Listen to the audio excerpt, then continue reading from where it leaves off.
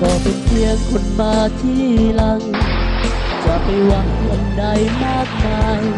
จะไปทำให้มันวุ่นวายเหตุหยังเมื่อเขามีเจ้าของหัวใจแล้วไงจะทำให้หักของเขาขาดกันจะทำไปเหตุหยังมันบ่สมควรเลยอวยพรฮักให้เขานั้นโชคดีอย่าได้มีวันที่เหมือนมางจงสุขที่อย่ามีเหินห่าง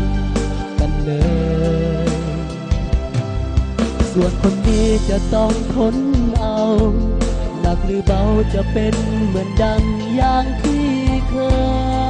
ยเป็นดังคำคุ้นเคยนางฟ้าของดินจะหาจะห่วงห่างอย่างนี้ถึงบ้านบ่มีสิทธิ์พอจะอยู่สิทธิ์ไกลเพียงคนเดินดินคนหนึ่งบ่อาจละมือถึงฟ้าได้แต่ลึกๆหัวใจห่วงใยเสมอ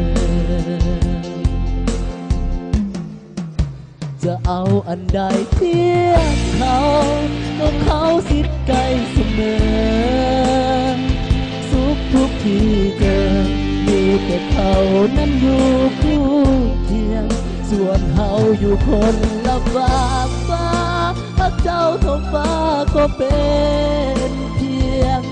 ทำได้เพียงเท่านี้เพียงแต่ฝันไปก็เพียงคน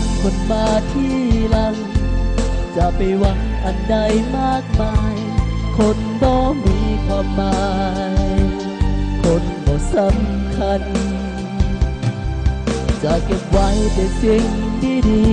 ๆความหักนี้จะยังคงอยู่ความทรงจำทุกถ้อยคำจะจำมันไปจนวัน